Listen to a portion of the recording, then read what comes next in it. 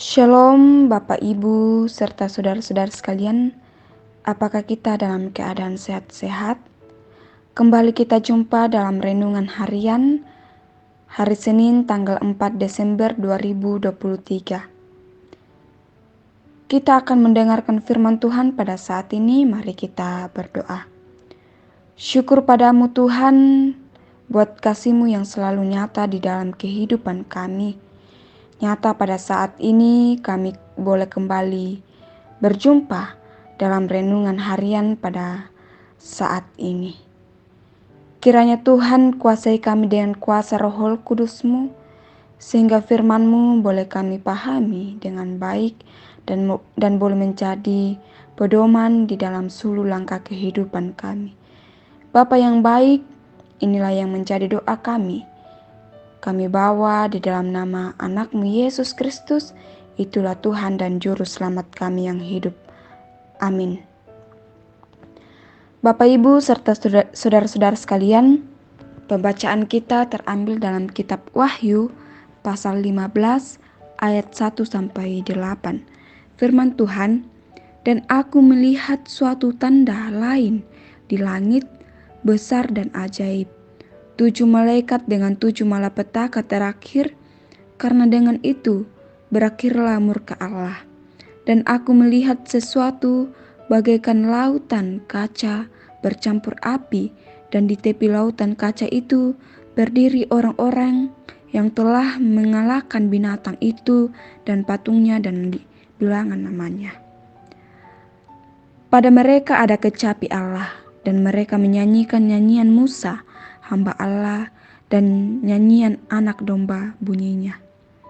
Besar dan ajaib segala pekerjaan-Mu, ya Tuhan Allah yang Maha Kuasa. Adil dan benar segala jalan-Mu, ya Raja segala bangsa. Siapakah yang tidak takut, ya Tuhan, dan yang tidak memuliakan nama-Mu? Sebab Engkau saja yang kudus, karena semua bangsa akan datang dan sujud menyembah Engkau. Sebab telah nyata kebenaran segala penghakiman-Mu. Kemudian daripada itu, aku melihat orang membuka bait suci kemah kesaksian di surga. Dan ketujuh malaikat dengan ketujuh malapetaka itu keluar dari bait suci, berpakaian lenan yang putih bersih dan berkilau-kilauan, dan dadanya berlilitan ikat pinggang dari emas. Dan satu dari keempat makhluk itu memberikan kepada ketujuh malaikat itu 7 cawan dari emas yang penuh berisi murka Allah, yaitu Allah yang hidup sampai selama-lamanya. Dan bait suci itu dipenuhi asap karena kemuliaan Allah dan karena kuasanya, dan seorang pun tidak dapat memasuki bait suci itu sebelum berakhir ketujuh malapetaka dari ketujuh malaikat itu. Amin. Bapak Ibu serta saudara-saudara sekalian, tema perenungan kita pada hari ini yaitu jangan sampai kita menyesal. Jangan sampai kita menyesal. Yohanes berkata bahwa ia melihat tanda yang besar dan ajaib di dalam pembacaan kita. Dalam hal ini adalah kumpulan ketujuh malaikat yang terakhir. Pencurahan murka Allah yang terakhir atas orang-orang jahat dan tidak patuh di bumi. Yohanes melihat hal pertama adalah sesuatu seperti lautan kaca bercampur api. Yohanes menuliskan bahwa keindahan laut yang tenang kini bercampur dengan api. Api penghakiman Tuhan yang hendak dicurahkan ke bumi. Sekelompok seorang yang berdiri di atas lautan kaca ini, kelompok ini adalah mereka yang telah menang atas binatang itu, patungnya dan bilangan namanya. Orang-orang kudus pada masa kesengsaraan ini memegang kecapi Tuhan ketika mereka berdoa dan menyanyikan menyampaikan dalam nyanyian pujian bagi Tuhan. Orang-orang kudus kesengsaraan juga menyanyikan pujian kepada Tuhan. Yohanes mengatakan mereka menyanyikan lagu Musa, hamba Tuhan, dan lagu anak domba. Nyanyian orang-orang kudus kesengsaraan ketika bait suci kemah kesaksian dibuka. Dari ruang maha kudus muncul ketujuh malaikat. Mereka keluar dari ruang maha kudus dan mengenakan pakaian yang bersih dan cemerlang.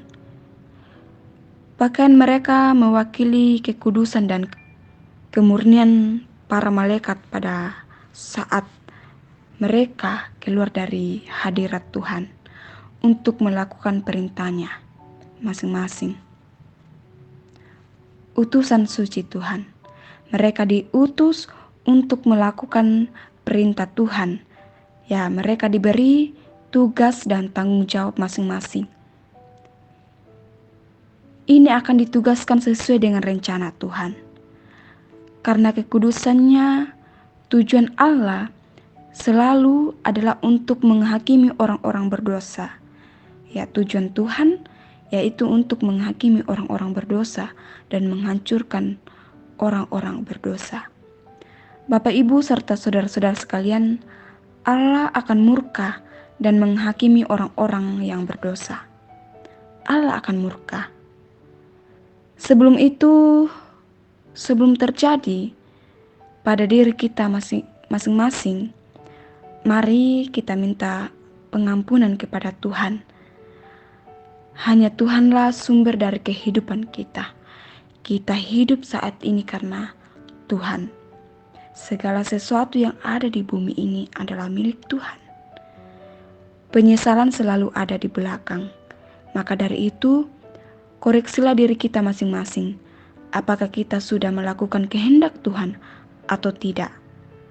Ya, mari kita lakukan yang dikehendaki dan dimuliakan oleh Tuhan. Amin. Mari berdoa. Syukur padamu Tuhan, di mana kami umat-Mu telah mendengarkan firman-Mu.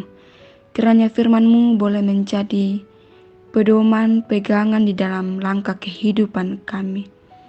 Kami berdoa buat umat-Mu dalam pergumulan. Tuhan, kuatkan mereka sehingga mereka boleh melewati, menghadapi masalah-masalah yang datang dalam kehidupan mereka dan boleh selesai dengan campur tangan Tuhan.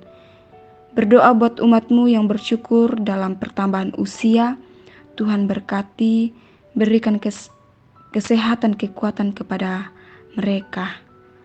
Bapa yang ada dalam kerajaan surga, seluruh bentuk kehidupan kami serahkan ke dalam tangan pengasihan-Mu. Seluruh tugas dan tanggung jawab kami ya Tuhan, kami serahkan ke dalam tangan pengasihan-Mu. Inilah yang menjadi doa kami. Di dalam nama Tuhan Yesus, itulah Tuhan dan Juru Selamat kami yang hidup. Amin. Demikianlah renungan kita pada saat ini. Sampai jumpa pada renungan kita selanjutnya. Tuhan Yesus memberkati kita semua. Shalom.